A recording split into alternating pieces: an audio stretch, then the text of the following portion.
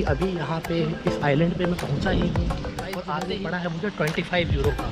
जो भी मैं प्राइस आपको बताऊँ, लगभग फ़्लाइट में आपको लगेंगे 2.5 से। मैं हूँ अभी इस वक्त अटलांटिक ओशियन के।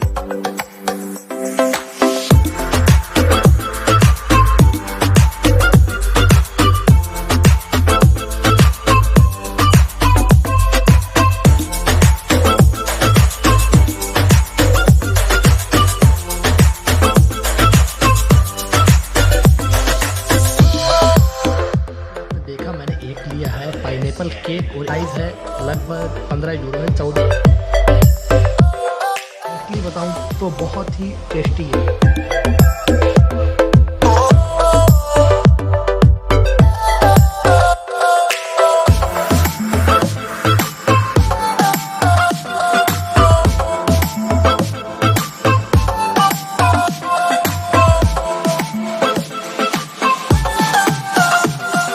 अभी मैं फ़्लाइट में बैठ चुका हूँ और ये वक्त बाद फ़्लाइट जो है यहाँ से उड़ने वाला है।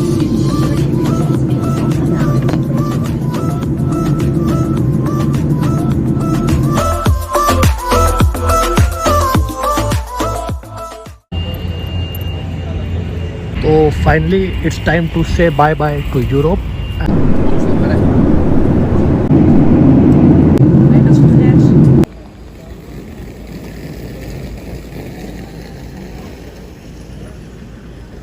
दोस्तों स्वागत है एक बार फिर से आपका अपने यूट्यूब चैनल आरएच व्लॉगर पे। गाइज आपने पिछले वीडियो में देखा था कि मैं लिस्बन के सैटेरियोस बस स्टेशन पे था और मैंने उसमें बताया था कि लिस्बन में अभी क्या क्या प्रॉब्लम्स है फेस करनी पड़ रही है। आप लोग देख रहे हो कि अभी मैं बहुत ज़्यादा थका हुआ हूँ, आपको मेरी शक्ल से भी नज़र आ रहा होगा। इसका रीज़न ये है कि मैंने उसी रात को फिर डिसाइड किया कि मैं लिस्बन में नहीं रहूँगा और मैं देखने लगा कि मैं कहाँ जा सकता हूँ। तो फाइनली मैं कहाँ आया हूँ आपको दिखाता हूँ और इसके बारे में एक्सप्लेन मैं आगे करता हूँ। ये है दोस्तों बहुत ही प्यारा सा आइलैंड और जो सबसे कमाल की बात है, जब यहाँ पे अभी लैंडिंग हुई हमारे फ़्लाइट की तो उसके बाद सबने क्लैपिंग किया पायलट के लिए जो फ़्लाइट उड़ा रहे थे, क्योंकि गाइस ये जगह ही ऐसी है और ये दुनिया के टॉप पे 10 डेंजर एयरपोर्ट में एक माना जाता है।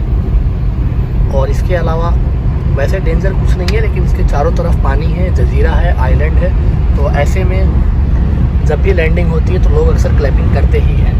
बहुत ही प्यारा आइलैंड है ये, देखिए आप लोग। और ये पोर्चुगल में ही है, पोर्चुगल की टेरिटरी में है, लेकिन बाई फ्लाइट आने में भी आपको 2.5 घंटा लग जाता है। तो दोस्तों जैसा कि आप लोग देख सकते हो कि अभी यहाँ पे इस आइलैंड पे मैं पहुँचा ही हूँ और आते ही मुझे छाता लेना पड़ा। मैं लाइफ में पहली बार अम्ब्रेला यूज़ कर रहा हूँ। अम्ब्रेले का प्राइस जो है वो पड़ा है मुझे 25 यूरो का। जो भी मैं प्राइस आपको बताऊँगा उसे आप 80 से मल्टीप्लाई कर सकते हो। और आप जो ये अम्ब्रेला भी मुड़ गया, हवा इतनी तेज़ चल रही है। इनका नाम है पोंटा डेलगाडा। मैं कहीं पे रुकता हूँ और अम्ब्रेले को पहले मैं सही करता हूँ। बहुत ही प्यारा आइलैंड है। अभी बारिश हो रही है।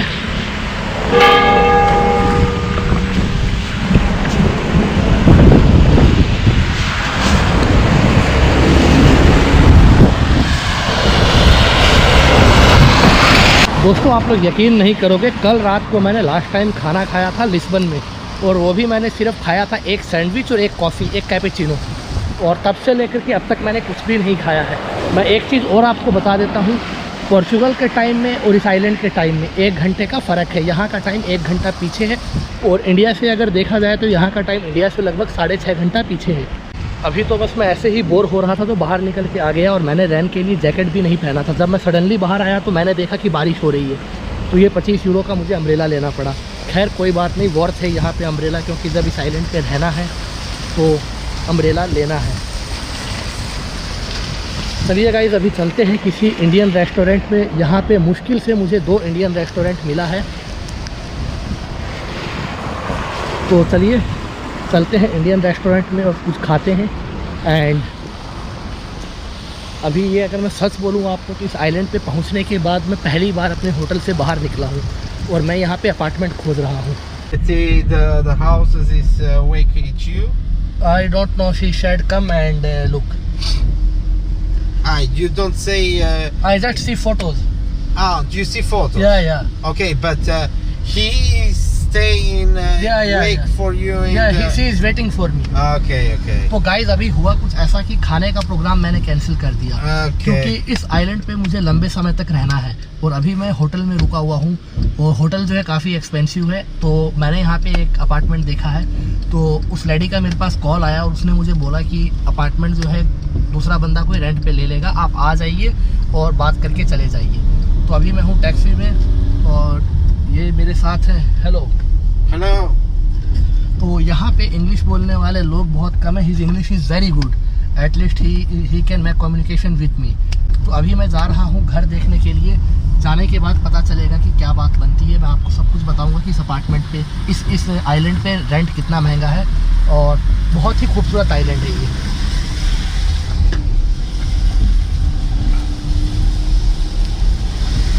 और टैक्सी का आने जाने का शायद लगेगा 14 यूरो, 7 यूरो जाने का, 7 आने का। इस आइलैंड पे ओला नहीं है, उबर नहीं है, तो यहाँ पे उतनी सुविधाएं नहीं है। लेकिन अभी आज मेरा पहला दिन है, पहला दिन भी नहीं, सिर्फ अभी बाहर निकला हूँ मैं। और दूसरी चीज़ ये कि गाइज़ यहाँ पे अभी जहाँ मैं रुका हुआ हूँ होटल में, वो बिल्कुल सेंटर है।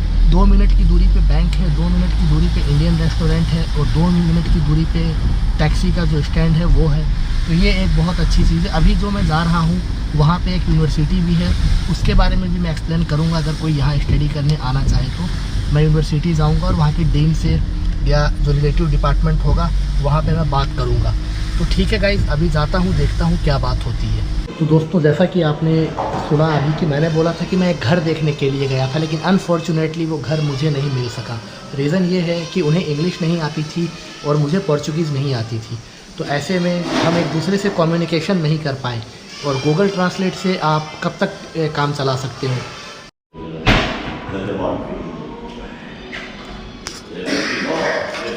तो जैसा कि आपने देखा, मैंने एक लिया है पाइनएप्पल केक और एक लिया है ऑरेंज जूस और एक लिया है मैंने चिकन बर्गर। तो इन सब का जो प्राइस है लगभग 15 यूरो है। 14 यूरो 70 सेंट मैंने पे किया है, यानी कि 15 यूरो। यानी कि इसको अगर आप 80 से मल्टीप्लाई करते हो लगभग 1000 रुपये। 82 का भी यूरो चल रहा है, तो ऑलमोस्ट 1000 रुपये का ये इतनी सी चीज़ है। एक जूस, एक केक और एक बर्गर। दोस्तों, अगर मैं आपको ऑनेस्टली बोलूं तो यहाँ पे इस आइलैंड पे जो फूड की क्वालिटी है वो एक नंबर की है। सब कुछ बिल्कुल फ्रेश है। खाना थोड़ा महंगा है, लेकिन ऐसी क्वालिटी मैंने पूरे यूरोप में, पूरे यूरोप की बात कर रहा हूँ मैं, पूरी दुनिया में जहाँ जहाँ मैंने ट्रैवल किया है ऐसा खाना मैंने कहीं नहीं देखा। ये फ्रेंच फ्राइज है, आलू है, लेकिन अगर ऑनेस्टली बताऊं तो बहुत ही टेस्टी है, बहुत ही डेलीशियस है। तो दोस्तों, जैसा कि आप लोग अभी देख पा रहे हो कि सब कुछ बिल्कुल गीला हो रहा है। यहाँ पे टेम्परेचर जो है 19 डिग्री सेल्सियस है। लेकिन जब मैं लास्ट टाइम यूक्रेन में था तो वहाँ पे -10 में, -15 में भी मुझे कोल्ड फील नहीं होता था। लेकिन यहाँ पे 15 डिग्री 16 डिग्री में भी आपको सर्दी लगेगी। तो दोस्तों, फाइनली मैं अभी अपनी होटल वापस पहुँच गया हूँ और टाइम जो हुआ है आई थिंक कि 6:40। और गाइस, दुनिया कितनी अजीब है। कभी कभी कुछ कंट्री में रात को 11-12 बजे तक अंधेरा नहीं होता है। और ये होटल है।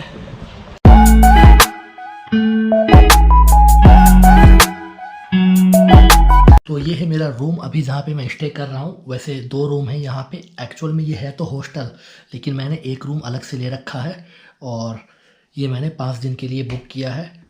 दोस्तों, अगर मैं आपको बताऊं तो अभी मेरा डिनर भी हो चुका है और ये आइलैंड भी मैंने आप लोगों को दिखा दिया। अब जानते हैं इस आइलैंड के पीछे की कहानी। ठीक है, तो उसके लिए हमें थोड़ा हिस्ट्री में जाना पड़ेगा और थोड़ा दिमाग लगाना पड़ेगा कि एक्चुअल में ये आइलैंड है क्या, और ये जो आइलैंड है इसमें ऐसी खास बात क्या है, और ये पोर्चुगल से कितना दूर है। तो मैं आपको बताता हूँ। पोर्चुगल की कैपिटल जो है लिस्बन से जिस आइलैंड पे अभी मैं हूँ, जो यहाँ पे अभी स्टे कर रहा हूँ, एक्चुअल में यहाँ पे एक छोटे छोटे 9 आइलैंड का एक ग्रुप है, जैसा कि आपको स्क्रीन पे नज़र आ रहा है। तो ये 9 आइलैंड हैं और इन 9 आइलैंड के ग्रुप को बोला जाता है अजोरेस। ठीक है, AZORES। और इसी में से एक आइलैंड है जो है क्रिस्टियानो रोनाल्डो की, यानी CR7। अगर आप लोग फुटबॉल देखते हो तो क्रिस्टियानो को कौन नहीं जानता है। और इसी 9 आइलैंड में एक आइलैंड का नाम है मदेरिया। क्रिस्टियानो का जन्म भी वहीं हुआ है। क्रिस्टियानो जो है पोर्चुगीज़ है। इस आइलैंड, ये जो आइलैंड है ये जो अजोरेस रीजन है, ये आता है पोर्चुगल की टेरिटरी में। लेकिन पोर्चुगल से यहाँ तक पहुँचना बहुत मुश्किल है। पोर्चुगल यानी लिस्बन से यहाँ तक पहुँचना लगभग 3 घंटे की ये फ़्लाइट है और ये 9 छोटे छोटे हैं। अगर आप ये बीच में है, इससे भी अगर आप आगे जाते हो तो आई थिंक 4.5 घंटा फ़्लाइट में लग जाता है। अभी जिस आइलैंड पे मैं रुका हुआ हूँ, अब बात करते हैं इस आइलैंड की। एक्चुअल में ये जो सिटी है इसका नाम है पोंटा डेलगाडा, ठीक है। पोंटा डेलगाडा जो है अजोरेस में सबसे बड़ा है, यानी कि ये आइलैंड का नाम है सियू मुगेल, और सियू मुगेल आइलैंड की कैपिटल है पोंटा डेलगाडा। और ये जो फैला हुआ है लगभग 80 माइल्स में ये फैला हुआ है। आई थिंक कि 40 माइल्स इसकी लंबाई है और 20 माइल्स इसकी जो है 20 या शायद 27 माइल इसकी जो है चौड़ाई है, 40 से थोड़ी ज़्यादा। तो ओवरऑल ये 78-80 माइल्स के आसपास का ये एरिया है।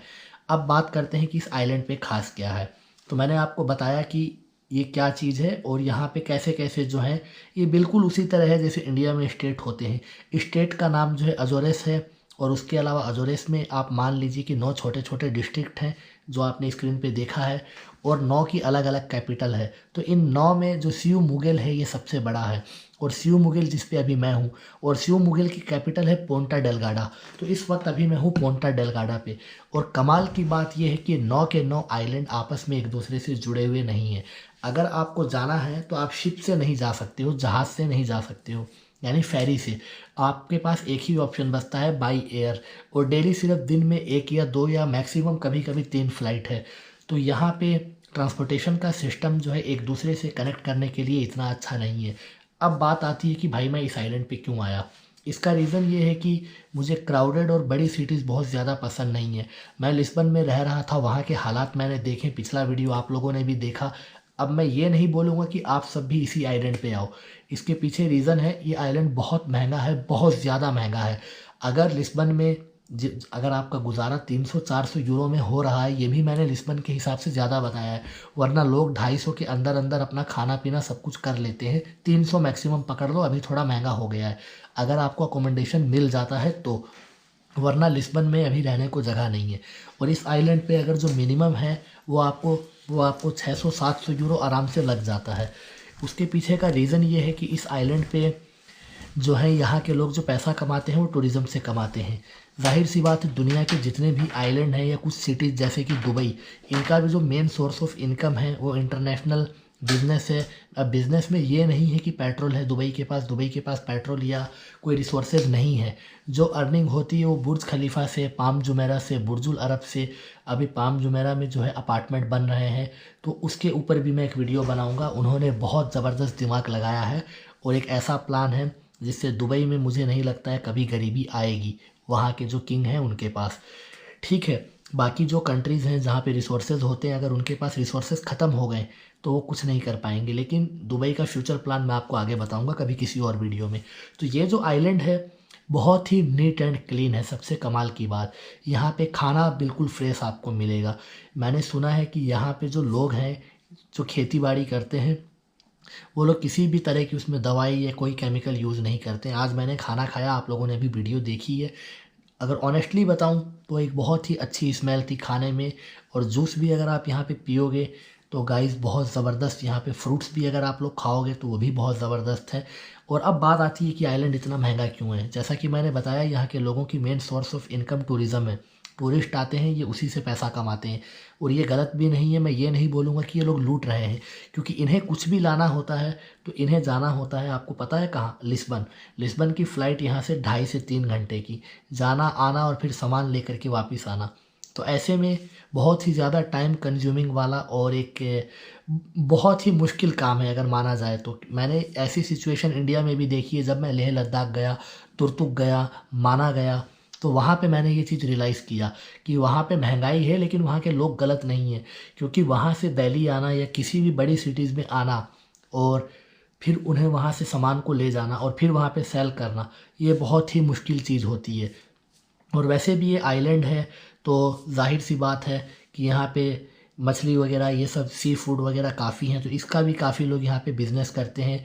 और इसके अलावा एक और मज़े की चीज़ है इस आइलैंड पे, वो मैं आपको बताता हूँ कि ये जो आइलैंड है यहाँ पे अलग अलग टाइप के जो हैं आपको अलग अलग वैरायटी के फ्रूट्स देखने को मिलेंगे, फल, जो कि आपको बाकी हर आइलैंड पे कुछ 3-4 ऐसे फ्रूट्स हैं। जैसे ये जो 9 आइलैंड का ग्रुप है अजोरेस का, जैसे यहाँ पे सियू मुगल पे अलग है, दूसरे पे आप जाते हो तो वहाँ पे अलग है, मदेरिया जिसकी मैं बात कर रहा हूँ। इस तरह 9 आइलैंड है। मदेरिया ज़रूर जाऊँगा जो कि क्रिस्टियानो रोनाल्डो की जन्मभूमि है। और इसके अलावा एक कंट्री अभी तक बाकी रह गई है शेंगेन में, माल्टा, जहाँ जाना है मुझे, लेकिन कब जाऊँगा ये नहीं पता। अभी यहाँ से अगर मैं आपको बताऊँ तो मोरक्को और लिस्बन और यूएस तीनों की डिस्टेंस ऑलमोस्ट सेम है। यूएस जो है थोड़ा सा दूर है, लिस्बन लगभग 3 घंटे के डिस्टेंस पे और मोरक्को भी ऑलमोस्ट इतना ही है। इससे पहले मैं इबीजा आइलैंड पे था, वहाँ से मोरक्को काफ़ी नज़दीक था। तो ऐसे में मोरक्को के जो लोग हैं, मैं थोड़ा सा बता देता हूँ, वो लोग स्पेनिश भी बोलते हैं, फ्रेंच भी बोलते हैं और अरेबिक भी बोलते हैं। लेकिन दोस्तों इस आइलैंड पे मेरा रुकने का मेन रीज़न यही है कि काम मैं ऑनलाइन करता हूँ, तो मैं कहीं भी दुनिया में रह करके कर सकता हूँ। तो इस आइलैंड पे रह करके काम करना मेरे लिए थोड़ा इजी होगा, क्योंकि लिस्बन में जब मुझे अकोमोडेशन नहीं मिला या मिलता तो मुझे कहीं दूर मिलता, छोटे गाँव में मिलता तो कोई फ़ायदा नहीं था। तो ऐसे में मैं यहाँ पे अपने काम पे कॉन्सेंट्रेट कर सकता हूँ और इस आइलैंड को भी अच्छे से एक्सप्लोर कर सकता हूँ, आप लोगों को इन्फॉर्मेशन भी दे सकता हूँ और साथ साथ अपने चैनल के ज़रिए मैं आपको दुनिया के अलग अलग प्यारी प्यारी जगह भी दिखा सकता हूँ। तो आई होप कि ये वीडियो आपको पसंद आई हो। और दोस्तों ऐसे ही आप लोग अपना प्यार और सपोर्ट बनाए रखना। मैंने देखा है कि पिछले कुछ दिनों से आप लोगों ने काफ़ी प्यारे प्यारे कमेंट्स किए हैं और मैं वीडियो इसीलिए बनाता हूँ। गाइज़ मुझे यूट्यूब से कोई अर्निंग का, पैसे कमाने का कोई लालच नहीं है। 2 रोटी खाना है वो मैं कैसे भी खा लूँगा। मुझे ना बिलीनियर बनने का शौक़ है ना मिलीनियर। लाइफ चल रही है, मैं आप लोगों के साथ कनेक्ट हूँ, आप लोग मेरे साथ कनेक्ट हो। आपके जो क्वेश्चंस होते हैं, शायद ही कोई ऐसा यूट्यूबर होगा जो हर बंदे को कमेंट का रिप्लाई करता होगा। और मैं एडवांस में सॉरी बोल देता हूँ, जो लोग मुझे इंस्टा पे मैसेज करते हैं उन्हें मैं इमीडिएटली रिस्पॉन्स नहीं कर पाता हूँ, क्योंकि गाइज़ मैं ट्रैवलिंग करता रहता हूँ, एक जगह से नई जगह पे आना। आपने देखा ही है मेरी वीडियोस कि मैंने स्पेन में भी कितना स्ट्रगल किया, फिर मैं पोर्चुगल आया और अभी इस आइलैंड पे आपने देखा, आज मैं घर देखने गया था वो भी नहीं मिला। तो ऐसे में एक काम किया करेंगे, आप लोग के जो भी मैसेज होंगे हम हफ्ते में या महीने में 2 बार या 1 बार जो है लाइव सेशन कर लिया करेंगे। उसमें आपके जो भी क्वेश्चंस होंगे 1 बाय 1 आप लोग मुझसे लाइव सेशन में कर सकते हो। लाइव आकर के मैं आप लोगों को जो सवाल होंगे इमीडिएटली जवाब दे दिया करूँगा।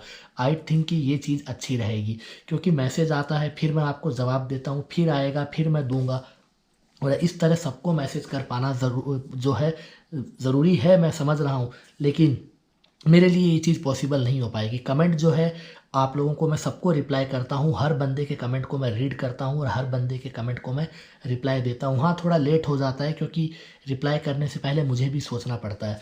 तो आई होप कि दोस्तों ये वीडियो आप लोगों को इन्फॉर्मेटिव लगी हो। और ये आइलैंड का जो आज का पहले दिन का नज़ारा था, मेरा आज का एक्सपीरियंस अच्छा रहा है, लेकिन बारिश की वजह से मैं कहीं जा नहीं पाया। लेकिन जल्दी ही ये पूरा आइलैंड, और अगर हो सका तो ये जो 9 के 9 आइलैंड हैं एक एक करके सारे एक्सप्लोर करूँगा। और माल्टा से जो भी ये वीडियो को देख रहे हैं तो थोड़ा सा आप लोग वेट कर लो, मैं माल्टा ज़रूर आऊँगा। एक ही कंट्री यूरोप में बची है जहाँ मुझे आना है फाइनली। मैं मिलता हूँ अगले वीडियो में, तब तक के लिए हैव ए ग्रेट डे। बहुत ज़्यादा थका हुआ हूँ, मैं भी चलता हूँ अब सोने, क्योंकि आज मैं यहाँ पे पहुँचा और पहुँचते ही मेरी तबीयत थोड़ी ठीक नहीं थी। एंड देन फिर अभी मैंने डिनर किया, अभी मैंने मेडिसिन लिया है।